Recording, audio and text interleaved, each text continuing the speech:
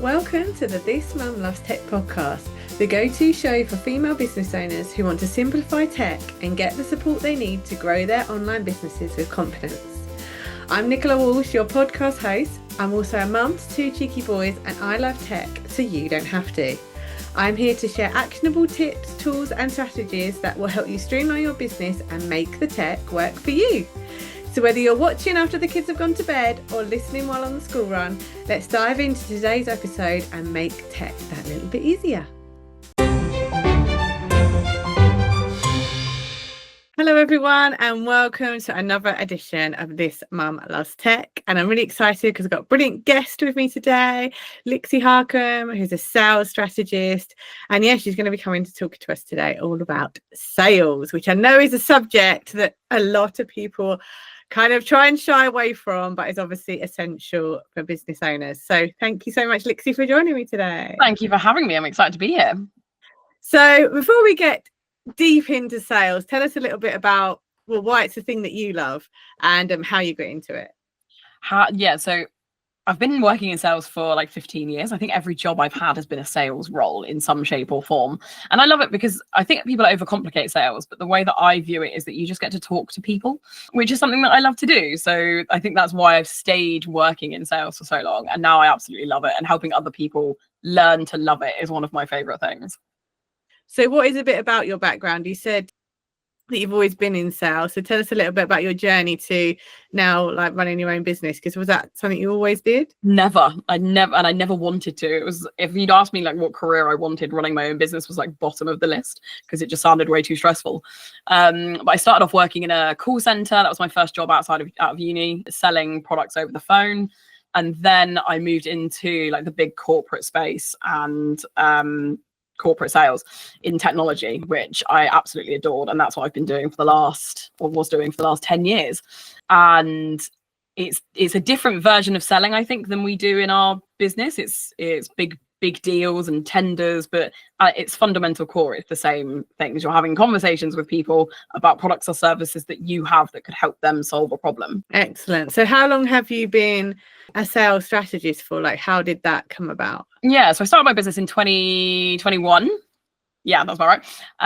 And when I started the business, I wasn't focused on sales. It was more about helping professional women do better at work. So it wasn't specific to sales, but just coaching in general. And then in 2023, I pivoted to focusing specifically on sales because all of the people that I was talking to in the business space, sales was the thing that they were struggling with the most. What I find is that business owners start up a business with a thing that they're really passionate about and they're really great at the thing that they do, but they're really bad at telling people that they're great at the thing that they do. And that's kind of where they come unstuck. And that's the bit where I feel like I can really help them. So yeah, I pivoted in 2023 and I've been doing it since then. And I absolutely love it. Amazing. Yeah. And I think one of the things I wanted to ask you is what is something that like a common misconception? And I think with sales, it's pretty obvious, is that sales is scary. And like you said, it's something that we all go into business thinking, oh yeah, I'm good at this thing. I want to help people do this thing. But then you realize you have to sell the thing that you do to get other people to buy it. Yeah, absolutely. And I think people overcomplicate sales in their head, which then is what makes it feel really scary. Like it's not a specific thing that you have to go and do. Like you don't have to have a full-on call script prepared. All you need to do is go and talk to people that need the thing that you sell about the thing that you sell. And it's as simple as that. So you could be at an event and you just go and introduce yourself to somebody. Like that's sales. You've just done sales because that conversation could lead to a sale. Or you're putting out videos on Instagram, for example, just talking about the service that you offer or the results that someone else has gotten. And that again is another form of sales. But I think we generally as people, we build it up so much that it's this huge thing that we have to go and do that we scare ourselves out of doing it and therefore don't go and do it. Yeah, and I think that's a really good point, is that it's not the actual direct sale of this is my thing and buy it. It's all the other steps along the way that build that relationship, because at the end of the day, sales is about building a relationship with someone so that they trust you enough to buy something from you. Absolutely. It's all that pre-work that goes in before you get to the actual pitch and the do you want to buy this from me? It's all the work that goes in before that in getting to know the people that you're talking to and building that relationship, like you said. So I'm really excited because you're going to be coming in to the membership and doing a masterclass for us on creating conversations that convert. Now, without giving too much away, could you like maybe give us some teasers or some little bits about what that masterclass is going to include? Because I'm doing things slightly differently with the podcast, just in case people are thinking, hang on a minute. Normally I talk to the guests after I've done. Okay. Whereas I'm changing things up. We're year one. We've done a year of the membership now, and you know things evolve. Things always changing in business, and so now I'm going to be talking to my guests before they come in to do their masterclasses, so that they can give people an idea of where they should come and join the masterclass. So yeah, so if you could give us a little bit about what does creating conversations that convert mean? Yeah, so it's kind of what we were just talking about the fact that sales in its simplest form is talking to people about the thing that you do. Like as a representative of your business, go and speak to a number of people, and statistically, some of those conversations will turn into sales. That's just the way that business works. So what we're going to go over in the masterclass is the tools and the strategies that I use to start conversations every day with people that could become clients for me. And the one thing I'm really big on is almost like making a habit out of sales. So doing the same activities every day that will always lead to sales in your business, so that you don't have to worry about where the next sale is coming from. And it's the idea of going out in your business and creating conversations every day that are going to end up becoming sales for you. So that's what we're going to be going over in the masterclass. Oh, that sounds exciting, because I think striking up conversations is definitely something where I'm like not always sure exactly what to say. You don't want to come across salesy, but you obviously do need to start conversations with people in some way. So yeah, definitely. And I've run this masterclass a couple of other times, and the amount of like light bulb moments that I've seen people have when I break down how simple it is to go and start conversations is amazing. Because like you said, people, they don't know what to say, or someone will message them and they're not sure how to respond. And again, I think we overcomplicate it, and we need to just kind of take it back to basics of what can I talk to somebody about, or what can I see that they're doing that I might be able to strike up a conversation about. So yeah, I'm really excited for your membership to hear it. And I'm sure the ladies are going to really enjoy it, because I think when we think of sales as well, people often associate, they don't want to be spammy, you know, like those when you get the DMs of people that you know are not really interested in what you do, or oh, you're such a great inspirational person and would you like to have a chat about this? And it's like you're just being so generic with your message there, and I think people don't want to come across as that, so people then avoid doing it. So I think it's going to be really interesting to hear how you're going to break it down so that people, because do you find that people come to you and say, I just don't want to be spammy? Yeah, definitely. And I personally hate getting those messages where they've clearly just copy and pasted it. It's the same message they've sent to 20 people and it's a cold DM. And firstly, I think it's a waste of a lead. Like I might have needed the service that you're offering, but because you've just sent me that completely cold DM, I didn't know who you were before, you've lost out. I'm never going to buy from you now because you've done that.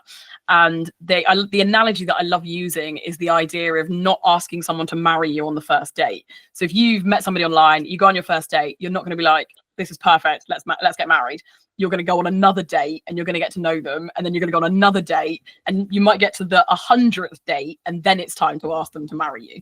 And the sales is the same thing. Like it's putting in the effort to get to know the person before you even attempt to sell them your product or service, because until you get to know them, how do you know that they need your product or service? And at that point, if you do it too quickly, you are just cold DMing them and it's never going to turn into a sale. Yeah, that's really good point. And I think something I wanted to talk to you about, which I think is really interesting, and we were discussing it just before we got onto the podcast, is you haven't been on social media that much recently, but you said you're busier than ever. I am. So I think that's a really important point to say to people, is that sales doesn't mean posting necessarily. Yeah, absolutely. Like that there are different channels that you can use for marketing, and social media is one of those. And I think people kind of post and hope that business is just going to come to them, but that's not kind of the way that it works. You use it to try and encourage people to come and talk to you, but it should only be one of the channels, I think, that you're using. There should be multiple arms to your marketing strategy so that you're not fully reliant on just social media. With your example, I think people will find that really comforting in some way, because a lot of people don't like social media, and they find it really bogs them down. So to know that you're not actually using it in the moment, but yet you're busier than ever, just proves that social media isn't the be all and end all. Yeah, absolutely. Like I think it's an amazing tool, and the fact that it is a free tool is great. I was just fortunate enough that I built up enough of a pipeline that at the moment I'm really busy in the business and I don't have to post on social media because I hate it. I don't like posting. So I felt like it was a good time for me to take a step back, because I don't think in business we should do things that drain us, especially if there's another option. And for me, social media is definitely that thing that I do because I think I should do it, but it does drain me. I don't love doing it. So yeah, finding other avenues and ways of not having to do it has been a big thing for me this year. So, and would you say one of the things is your email list? Because I know you're still emailing people. Is that been still a strong thing for you? Yeah, absolutely. And also just keeping in touch with the list of leads that I had. So I use social media to get leads, and then I keep in touch with them behind the scenes. So although you don't see me using social media, I'm still using it in the background to keep in touch with people and engaging on their profiles, and that kind of thing. I'm just not posting on it myself at the moment.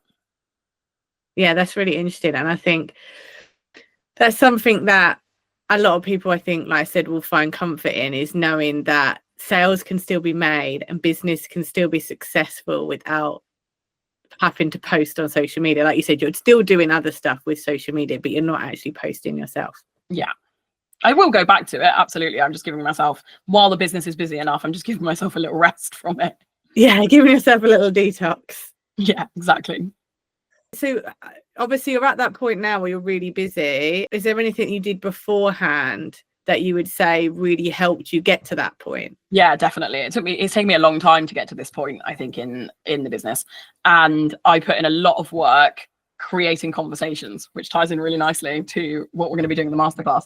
But really putting the effort into building a pipeline of leads, because I think that's another thing that people don't think about when we're thinking about sales, is we're so reactive, I think, when it comes to sales, that we're focusing on like the sale that we need right now. And if you're doing that every day, it's an exhausting process. So we need to be thinking about, right, for this quarter, who am I talking to that might close at some point next month, or the month after, or the month after that? And it's breaking sales down like that. It's what I would do in the corporate, when I was working in corporate, is I've got a target for the year, which means that for this quarter, I need to earn this much. And to do that, I'm going to sell these products to these customers.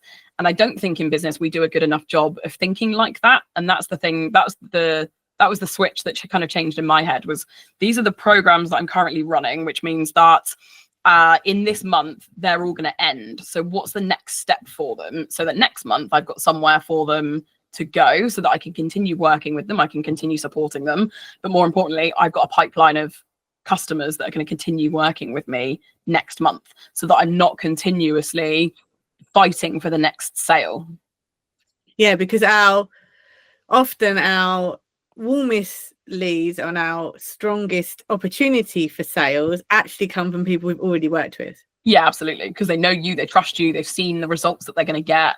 We want to keep working with those people. But I don't think we don't always do a good enough job of planning ahead so that it doesn't get to the end of their program and then you're like, oh, I need to sell them into something else.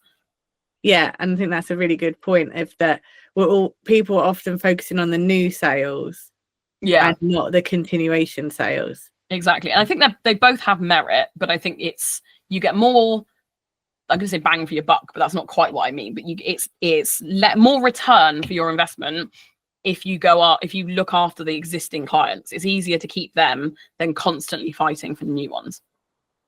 Yeah, that's really good advice, and something, again, I feel like this podcast is going to bring a lot of comfort to people when they hear, oh, I don't need to do all that, or there is other ways that you can still do things. So obviously we are going into kind of the sales hot spot of the year, you know, building up to Christmas and Black Friday and all that kind of thing. So if people are kind of, they probably should have started preparing for their sales already, but if they haven't, what would you say would be your top tips for people to get prepared for this kind of sales season?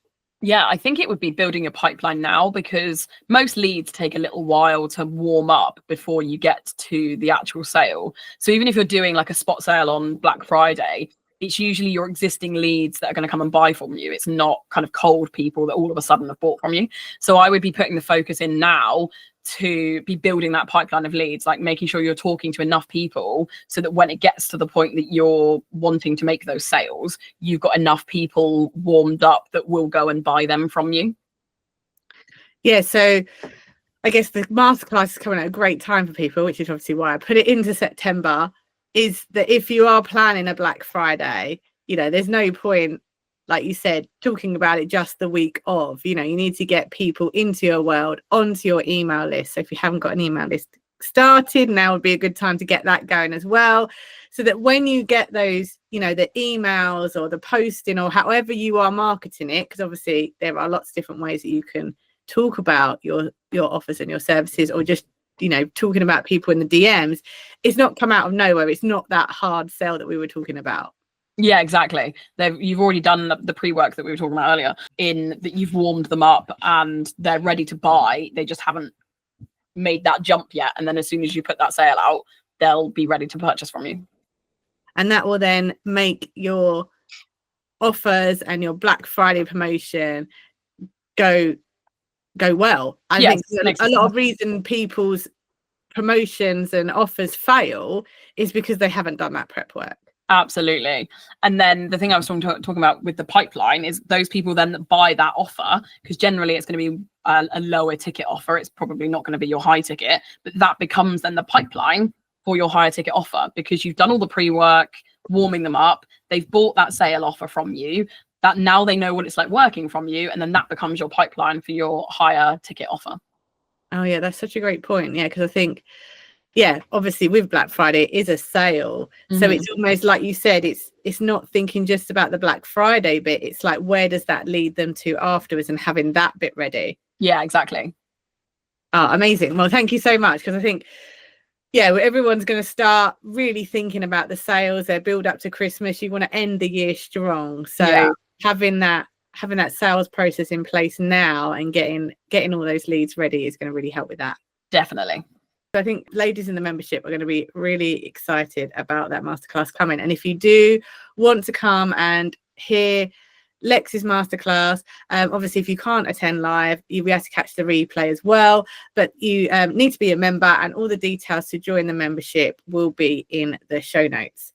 So obviously this is the This Mum Loves Tech podcast, and so I can't talk to you without finding out what tech you use in your business to help you with your sales. That's a great question. So all of my programs and everything are hosted on Kartra, so that's where I would manage my existing client base. So Kartra is a big one for me, but actually it's just spreadsheets, which is not that exciting. So if I've started a conversation with somebody, I will put them in my lead spreadsheet, because for a couple of reasons, so that I can remember that I've started a conversation with them, and it just gives you an easy way of tracking the people that you're talking to. Because if you follow what I'm going to teach you in the Conversations That Convert training, you're going to be talking to a number of new people every day, and there's no way you'll remember that you've talked to all those people. And we don't ever want to forget about a lead that we've created. So I just use a basic spreadsheet where I put the name of the person, when I spoke to them, the last time I spoke to them, and it's not glamorous, but I find it's really effective. And would that, like, just to Google Sheets or something? Yeah. So sometimes tech doesn't have to be fancy or complicated. It just has to do the job. Exactly. And it means, obviously, with Google Sheets, you can have it, it's on my laptop, obviously, but it's also on my phone. So if I'm out and about and I'm messaging people, I can still update the lead sheet while I'm out and about, which I find invaluable. Yes, that's definitely true. And one of the reasons why I love Google Workspace is for that option, because, you know, conversations can get started anywhere. Like, you can be you know, at a coffee shop or something, or, you know, maybe sitting in the car waiting for kids to finish a sports activity or something like that. And you don't want to, like you said, you don't want to forget about that lead, because I know as soon as the kids get back in the car and then I've got home, I've totally forgotten about what's happened. Absolutely. And then 2 weeks later, you're like, what happened? I'm sure I was talking to somebody about something, and you've got no idea who it was or where you were talking to them or what platform it was. No, exactly. So yes, even more excited about the masterclass. And yeah, I think as well, you know, obviously Kartra is a really big platform. It can do lots of cool things, you know, host courses and all that kind of stuff. But to know that a simple spreadsheet is like, it's almost like the yin and the yang, isn't it? Yeah, exactly. You've got something really techie and sophisticated doing one part of your business, and then you've got a simple spreadsheet. Yeah, which does all of the sales, which is great. Yeah, which does all the other stuff.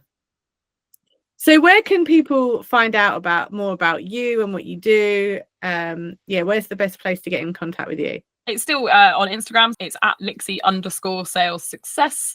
So I'm still always in my DMs. So if you've got any questions, just come and reach out. There's also so many videos on my profile that are still valid now, even though I've not posted for a couple of months, that will help you kind of tackle the sales in your business. And do you have any kind of freebies or anything that people can get some extra sales support? Yeah, definitely. I've got a couple of things. I've got my daily lead generation checklist, which I think would be of use to the people that are listening to this. So it's 10 tasks that you can do every day to grow the sales in your business. I mean, and where can people find that? If you message me the word growth on Instagram, then I will send you the link. Oh, brilliant. Okay, so yeah, so the link, I'll give you the link as well in case you want to share it anywhere else. But yes, okay, so the link will be in the show notes, as well as Lixxy's Instagram, so you can come and connect with her there. And if you had some kind of final words of wisdom to give people when it comes to sales, like what would be your kind of number one kind of piece of advice for people? I think it would be to remember that you love the thing that you do. That's why you started a business. And sales in its simplest form is telling people why you love the thing that you do. Just go and find people that you can talk to about why you love that thing. And I have no doubt that you have those conversations and you'll end up bringing more customers in. Oh, I love that.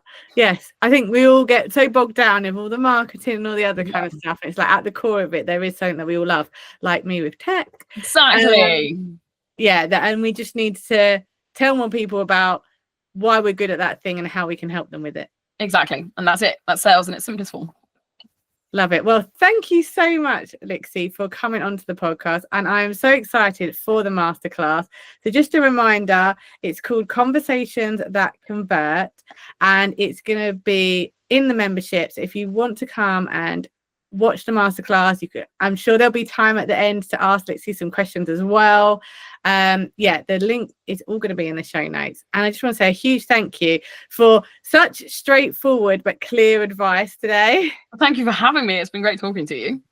And I hope you will all join me for another edition of This Mum Loves Tech. Thank you so much for tuning in to this episode of This Mum Loves Tech. If you're ready to save time and cut through the overwhelm when it comes to the tech and the tools your business really needs, don't forget to grab my free time-saving tech checklist. It's a super simple checklist that shows you what tools are, I believe, essential for your business, what can wait, and what you may have signed up to that you're not actually using. Download your copy at thismumlovestech.co.uk/checklist and start making the tech work for you. You can also find the link in the show notes below, and I'll see you in the next episode.